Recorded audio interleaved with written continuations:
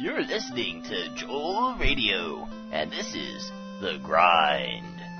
And today, we're going to grind for some more experience and some money in Final Fantasy for the Nintendo Entertainment System. And since that's really boring, we're going to talk more about games. Here we go. Let's go to the end. Alright, I'm not going to talk like that no more. Alright, here we go. So, today we're going to talk about a few different subjects and then try to tie them all together. And we're also going to try to level up, because our group is too weak. Rock kill! Woohoo! Let's get them. Alright, we're already off and running.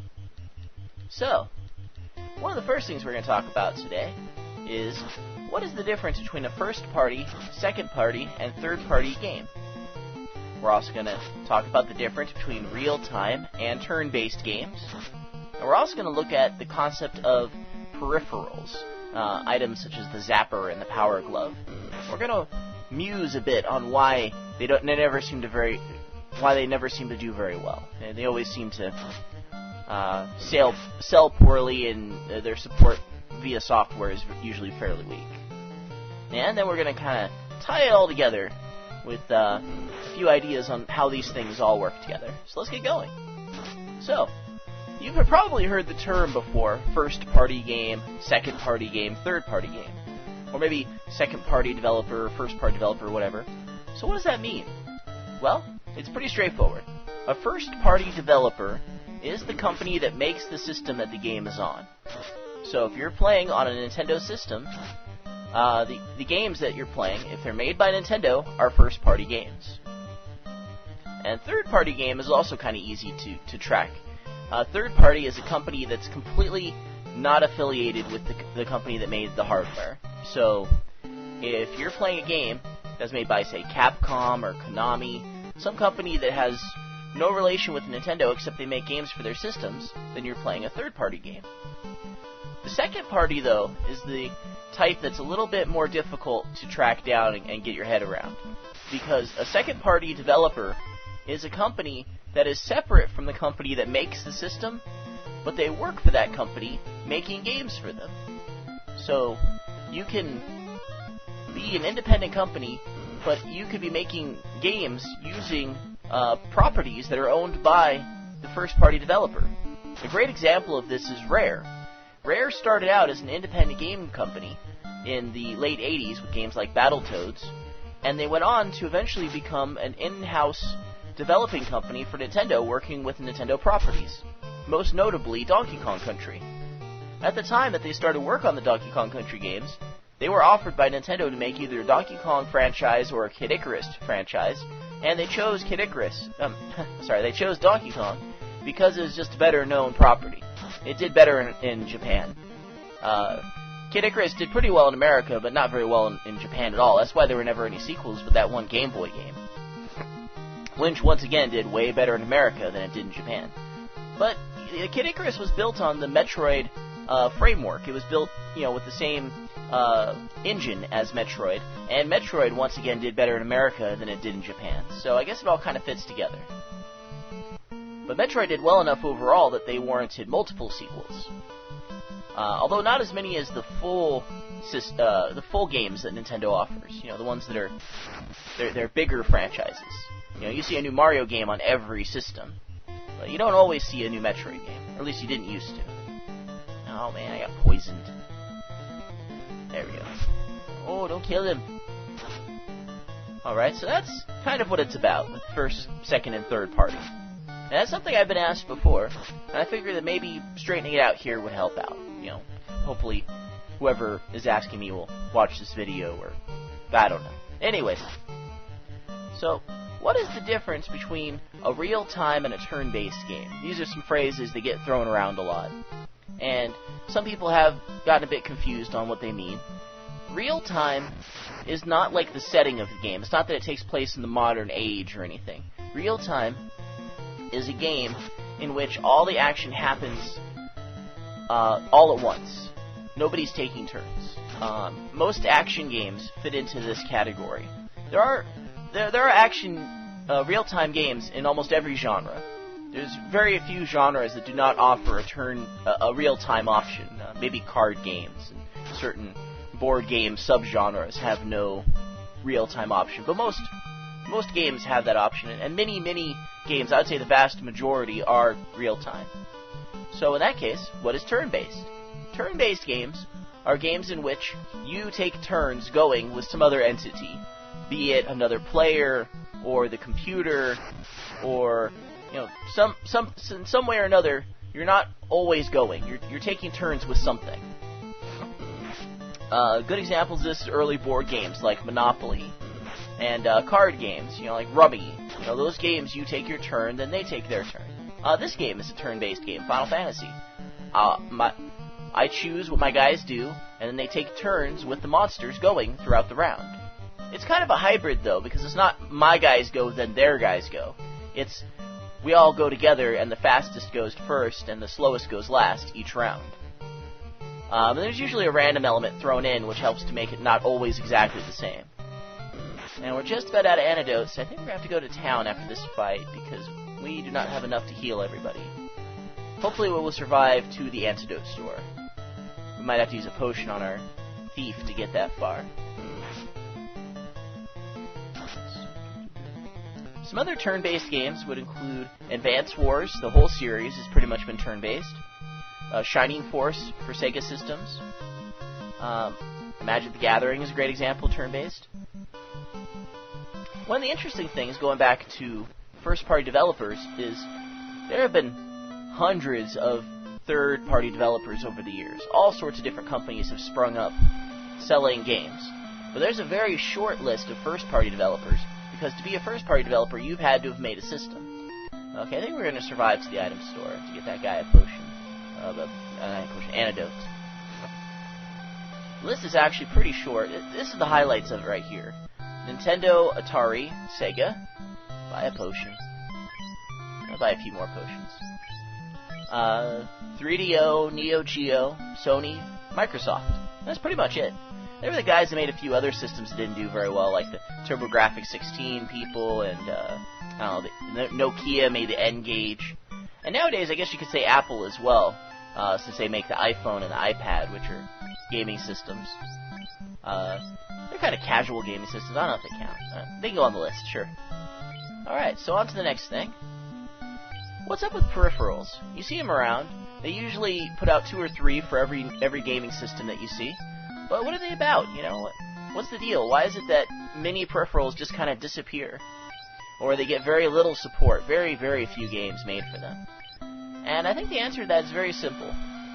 Oh, I gotta actually use the antidote on my guy. Poor guy, he's just getting more and more beat up. There, he didn't die. Oh, one of the things that's interesting about Final Fantasy is if you get out of a fight and there's a guy who has a status ailment, he's immediately stuck in the back. So now I gotta switch him back to his normal place. There we go. So let's hit up the inn, go back out, get some more fights. So, why is it that these peripherals don't do well? I've been, stumbling on this question now for a couple of moments, and the answer is that in order to do well, these games have to really have games to play them with. A device like the Power Glove and the Power Pad, they don't work with every single game, and the limited access to software to play them with is going to limit the amount that they get sold. And it's kind of a weird catch-22 that if your peripheral doesn't sell well, then people are less likely to make games that work with your peripheral. And if there's less games that work for your peripheral, people are less likely to buy the peripheral. It's a weird kind of roundabout thing. Because the people that make the games know that if your peripheral is only owned by, say, 10% of the people that own the system, that's their market for their game that only works on your peripheral. A smart game company would make a game that you could play either with or without the peripheral. But I don't know about you, I've played Dance Dance Revolution without a dance pad with just a controller. It is not nearly as much fun. And that was kind of how a lot of the peripherals worked. Many of them would kind of boost up an existing game. You can play Secret of Mana without a multi-tap, but you're only going to play 1 or 2 player, not 3 player. You can play Super Bomberman without a multi-tap, although it came with one. But you're only going to be able to play up to 2 players, not up to 5. And that's how it usually worked. Many of the games would have a non-peripheral option, but it was never as much fun because the game was designed to work with the peripheral. Modern peripherals that we've seen kind of hit that way and are doing a lot better would be like the Microsoft Kinect, and you might even say the Wiimote. The Wiimote, I think, is a great example of taking something that could have been a peripheral, and by building it directly into the system, it works because every game has the option of including options for the motion controls. I think it's similar to how Nintendo packaged the Zapper in with every single Nintendo Entertainment System ever sold. By doing that, they ensured to the people that wanted to make games that worked with the Zapper that everybody that had a Nintendo was going to have a Zapper, which I think is pretty cool. I think some of the later packages didn't have the Zapper. They only had Super Mario Brothers, and they didn't have Duck Hunt, and they didn't have a Zapper. But for the first, 5 years, the major bulk of Nintendo sold, it was, you got the Zapper. And that meant the people that wanted to design games that worked with the Zapper, most of them awful, they knew that there were people out there that would be interested in buying their games. And that's a helpful thing. Because otherwise, your peripheral is just going to go down the toilet because nobody's going to want to buy it just for the one game or the 4 games it works with that they don't really want to play. And it's a difficult thing to convince people to buy a device just for a few games, or to convince a company to make games for a device that hasn't sold very well. And it's a very difficult thing to do, to add on new items to an existing system. So, what do all these things that we've been talking about today have in common? I think the main thing that they share is the idea that the video game business is an industry. It is a business. It's not just some hobbyists making things to sell for fun to people. It's big business. And in big business, you have to be very serious about the way you sell things, and it's a very risky thing. What's interesting about the video game industry is it kind of functions like a weird, over-the-top hybrid of the movie industry, or even better, the record industry, because the game industry is primarily powered by a few hits. A game here, a game there does really well, and that allows a game company to make more games, of which maybe 1 or 2 are only going to do well, and the rest are going to lose the money. It's kind of similar to how a record company hires dozens of bands, and the bands that sell well help to keep the company in business despite the bands that don't do very well. They lose money on those bands. But altogether, it adds up to the company being able to exist for another year. The game industry is kind of an over-the-top extreme version of that, because game companies may put out as many as 5 or 10 games a year, and they may only get 1 successful game a year, or 2 a year, or 1 every other year. But when a game is a hit in the game industry, it usually sells so well that they can keep on with it for quite a while. Oh, my thief is in the front because all my fighters are poisoned. Alright guys, back to the front. No cheating. Ah, they're all out of order. What a mess. Come on. Everybody where you belong. There we go. Like I wasn't planning on healing them. Okay, let's see. Pure for you. Pure for you as well. Alright, everybody's still in pretty good shape. Let's get a few more fights in. Now, one of the interesting things that you've been seeing in the game industry the last few years, well, maybe you've seen, is the move in the direction away from solid media. It's been going that way in all media for a while now. Movies went from cassette tapes to DVDs to online streaming. Music has gone from cassette tapes to CDs, now to mostly online streaming, or to downloading off of iTunes, in the case of both movies and music. Games have taken a bit longer to get there, mainly because you still need something to play them on. You can't just, put them on an iPad or iPod. You need something that they work with. But the last bunch of new systems have all had an option of downloading games. The Wii has the Wii Virtual Console, and Xbox has Xbox Live, PlayStation has the PlayStation Network, and they all offer downloadable games, usually backstock of older games from older systems. But some new games have been downloadable as well, and the only real limitation is the size of your hard drive and, your pocketbook. So I think in the next 10 years, there's going to be at least a new system that has an optional version that doesn't have a slot for games. You're just going to download games onto it only. Alright.